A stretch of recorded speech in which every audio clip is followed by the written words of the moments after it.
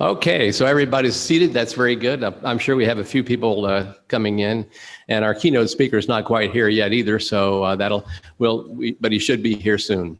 Let me just mention to start off that time is going to be really tight for this one. If you haven't looked at the program, we have a lot of papers and some weird times for each presenter. We are going to have a timer down here, and we'll say more about that later on.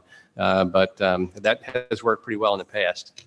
So why don't we go ahead and get started then? I just want to welcome you to the 2019 International Academy of Astronautics Planetary Defense Conference. I'm Bill Ayler from the Aerospace Corporation, and I'm a co-chair. Our other co-chairs are Brent Barbie, and Brent, are you in? You want to stand up? Yep. And also Gerhard Drolshagen. Gerhard? And you'll be seeing more of all of us as we go through this. I also want to recognize just a few people who really made this happen. First is the conference organizing committee. If you're a member of the organizing committee, we have like 45, 50 people on that committee, so the whole room should stand up. Would you stand up, please?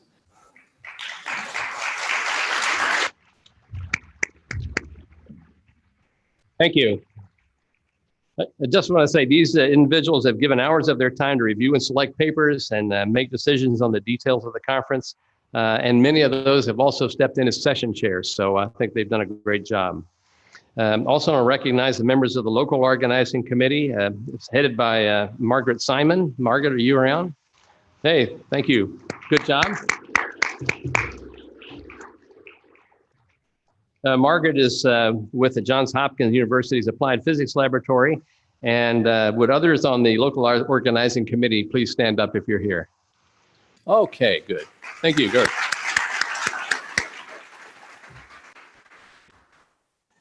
Okay, so NASA is also a major sponsor of the conference and has provided great support and guidance as we've moved this along. They particularly in the threat exercise as that has evolved. Would members of the NASA team that have worked with us on this thing please stand? Okay, I know there are a few people here, not to worry. They're going to show, I think they're probably working on the exercise. That's taking a little time. In particular, I want to recognize and thank Lindley Johnson. He's NASA's first planetary defense officer. If you can remember, imagine having a business card that says that. That's...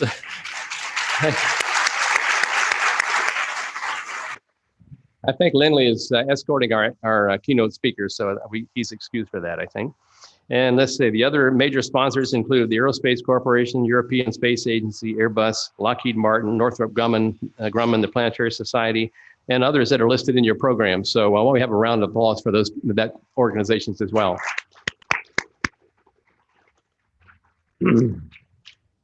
Okay, as I mentioned, the Applied Physics Laboratory was also a major sponsor of the conference, and we're honored to have Mr. Jason Kalirai, I guess, yeah, I knew I'd mess that up. He's the Civil Space Mission Area Executive for the Johns Hopkins University's Applied Physics Laboratory, and he's here to provide some welcome remarks.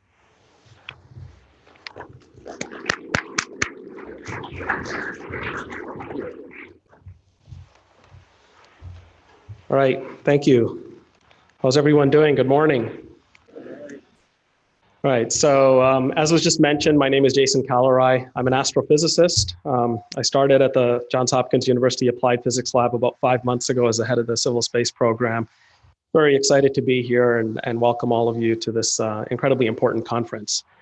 Among the entire portfolio that we have within the Civil Space Program at APL, I have learned more about planetary defense than any other mission. And the reason for that is that my office happens to be about 2 doors down from Cheryl Reed's office. So Cheryl has been a passionate advocate of the international PDCO efforts and is continuously reminding me of the importance of that for planetary defense. So APL is very, very proud to co-host this meeting along with NASA, Goddard, and all of the other sponsors that were just named. It's a real pleasure for us. So as you know, this meeting aims to bring together world experts from around the globe on planetary defense and to really discuss the threat that our planet faces due to a potential asteroid or comet impact. but also to do something about it then, right? To develop those forward-looking strategies that allow us to mitigate such an impact. So I've attended a lot of technical conferences. I'm sure, I know many of you also have. And so one of the things that you do the night before a conference is you begin gathering your thoughts. I'm sure many of you are working on your presentation slides and thinking about your talking points, et cetera. And of course, nowadays you have a responsibility to fire off that obligatory tweet about the meeting that you're attending. And so I was on my laptop last night thinking about what I should tweet. I was actually trolling what Jim Bridenstine and Thomas Zurbuchen were saying about this meeting, got some good nuggets. But I also had my browser open on the side and I was looking at what the media was saying about this conference. And I come to the front page of CNN and there's a link about NASA and FEMA. And I click the link and the subheading is, "This is a drill." Okay. So that's the impact that this meeting has, right? It's, you don't get that for a typical technical conference or a science conference, but the world is watching. The world is watching. This is an incredibly important conference, and we have this immense responsibility to do our part to protect the planet from a potential asteroid or a comet or other space body collision. So this actually reminded me of, so many conversations that I've had with important stakeholders here in the US, where, you're on the Hill and you're trying to get somebody really excited about space exploration and the way that we're taking the investment that the nation makes into the space program and providing new research and new scientific discovery. And I do a lot of this. It's important to make sure that they understand what the return on the investment is. And often at the end of that conversation, at the tail end of that conversation, there's a question about planetary defense. I remember vividly a conversation that I was having with Lamar Smith, who was the chair of the House Science Committee until recently, one-on-one conversation. I was talking about giant telescopes and launching them into space to see the first galaxies and the first stars that seeded everything that we have, how we can use the same telescopes to explore the atmospheres of exoplanets, et cetera. And at the end of the discussion, he said, "Hey, so can we use this powerful telescope to find asteroids that might hit Earth?" Right? I mean, this is the thing that's on his mind. It's the thing on so many people's minds. So one of the things that I'm obviously very excited about is the Double Asteroid Redirection Test, DART. This is NASA's first planetary defense mission, and this is a program that's being implemented by the Applied Physics Lab. DART, I think, is going to catapult this field. We've invested a lot of resources and continue to invest a lot of resources into finding objects and surveying them, and then also characterizing them so we can understand that if an impact happens, what the economic damage or the loss of life might be, depending on the characteristics of that object. But DART is the first program that moves us forward by a huge leap in being able to mitigate such an impact and demonstrate key technologies that we're going to need, going forward, not just for planetary defense, but also for other space exploration programs. So Cheryl's going to be talking about DART, I think, on Wednesday, and Lena's going to be talking about some of the incredible technologies and the engineering challenges that enable it to happen, including the rollout solar arrays, the smart navigation system, the next sea ion propulsion engine, and others. But as we think about DART, it's also important to remember that this FY19 is the peak year of DART funding. So within the NASA Planetary Defense Program, we have a wedge that begins to open up after this year. And I think one of the most important conversations that we're going to have at this meeting is to decide what our strategies are going to be, what our priorities are going to be for following up on what I think is going to be an incredibly successful mission with DART. To develop those next generation technologies and next generation missions for planetary defense. And of course, when we take that investment, we partner that with the contributions from our international colleagues. I think the future is incredibly bright. So again, let me just welcome everybody to this conference. It's a beautiful day. I hope everybody gets a chance to enjoy UMD, enjoy the nation's capital. And let's have spirited discussions about planetary defense. And I'm really looking forward to meeting many of you and engaging in the dialogue. Thank you.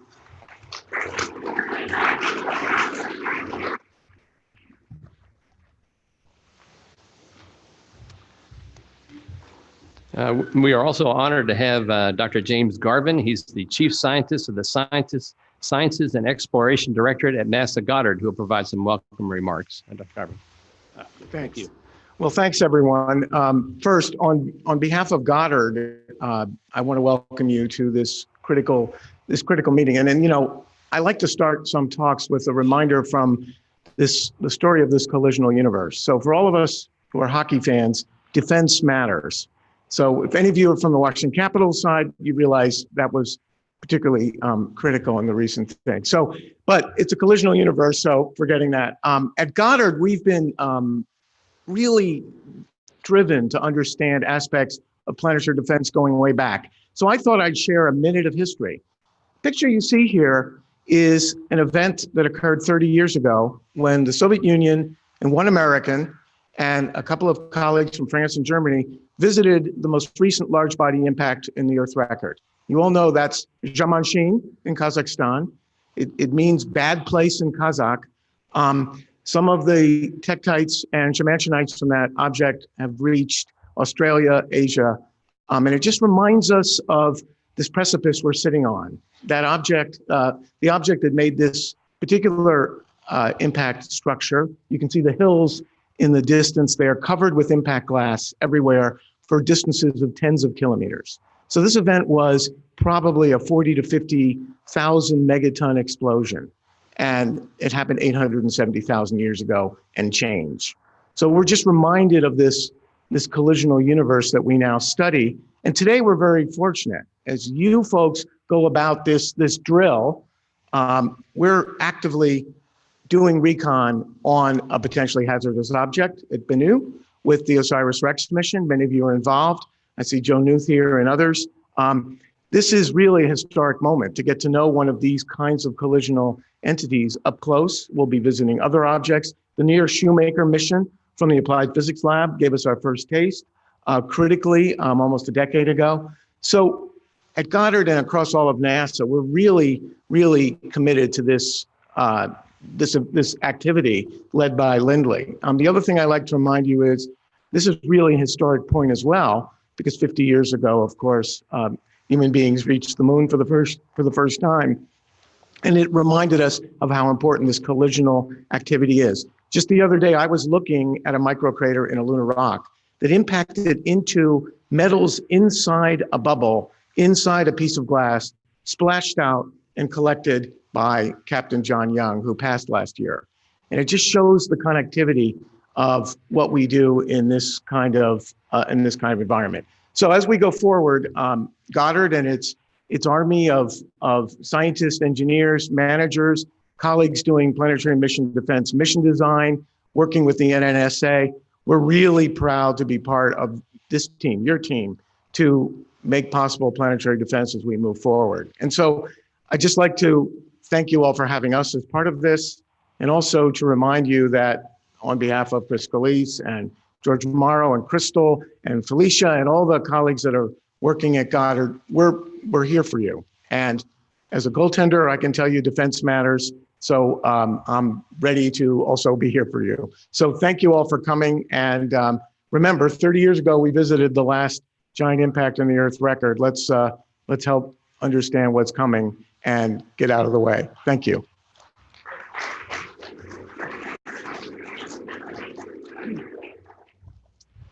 That's a good sentiment, I think. Okay, as you know, this conference is one of several supported by the International Academy of Astronautics, which is a non-governmental organization of experts committed to expanding the frontiers of space. And we are fortunate to have Dr. Marius Leon Piso here. He's representing Jean-Michel Contant, who's the Secretary General of the IAA. Dr. Piso is a member of the Board of Trustees of the Academy. He's also President and CEO of the Romanian Space Agency, which sponsored the 2011 Planetary Defense Conference. And I just want to say that for conferences, we have never had a better banquet than we had at that particular meeting. So thank you very much for the excellent treatment of our people. So that was great. And so Dr. Piso will provide some welcome remarks on behalf of the Academy. Please.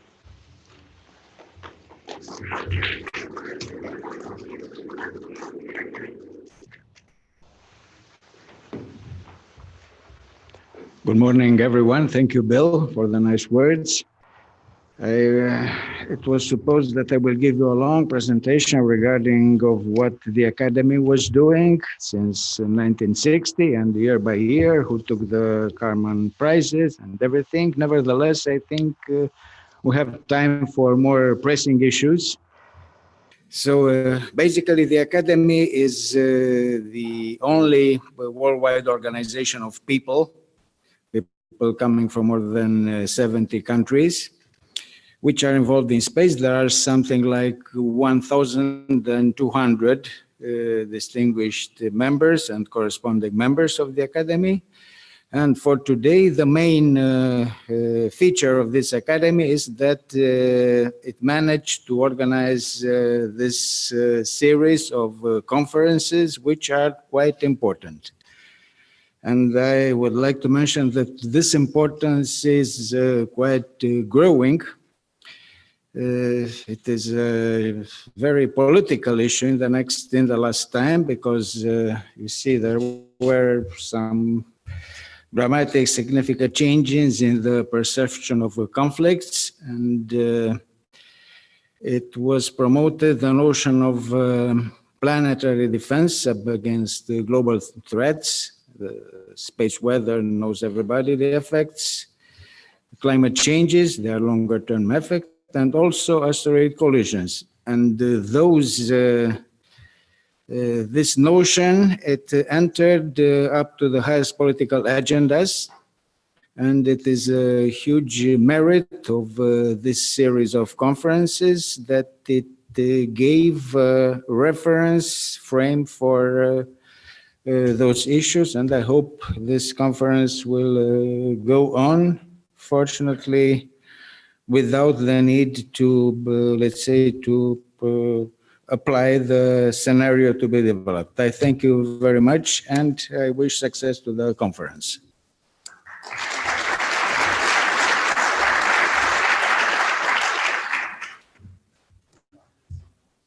Yes, I think so, please. So introduce Gerhard to make some announcements. We're waiting a little bit for our keynote speaker, so this works perfectly.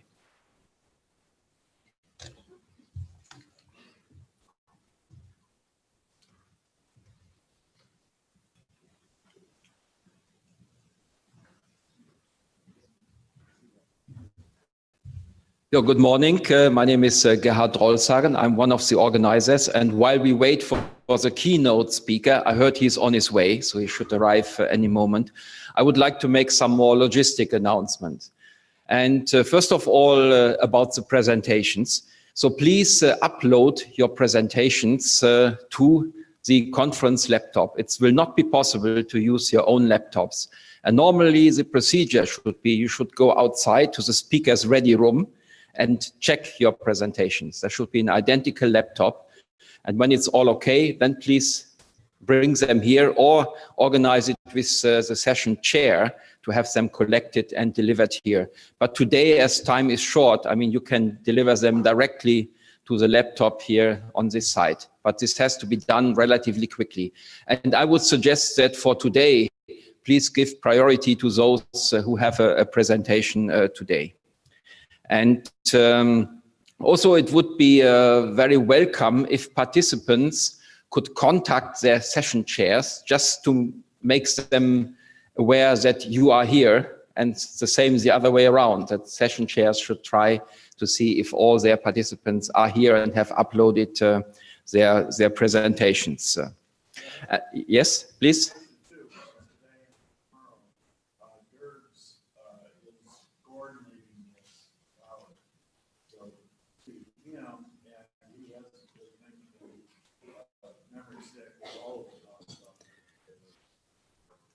Okay, maybe you didn't hear it, but the message from the session 2, which is today and tomorrow. So Gerbs Bauer, he is one of the chairpersons. He will collect the presentations, and so that then they can all be uploaded at the same time. Please contact him. Then I would like to inform you that there is a live webcast of all the presentations. So just that you are aware of it. So look friendly and smile then when you're on the webcast. Then we have a tight schedule. So we have a lot of presentations, and for most sessions, the presentation time is set to 12 minutes. That means you really have 10 minutes for your presentation, plus 2 minutes for some questions and for the change of presenter. And there will be a clock here up front, clearly visible by the presenters, and where you can see it turning from red to yellow to from green to yellow to red, and also making some noises at set times, which is a bit up to session chairs, but you will be informed how much time you have. Then about posters, I mean, you might have seen right next to the registration desk, there are a large poster board put up. There are numbers on it, and please find the spot for your poster, and you can bring it up at any time, and the posters will stay there for the whole week. But tomorrow evening, there is a dedicated poster session.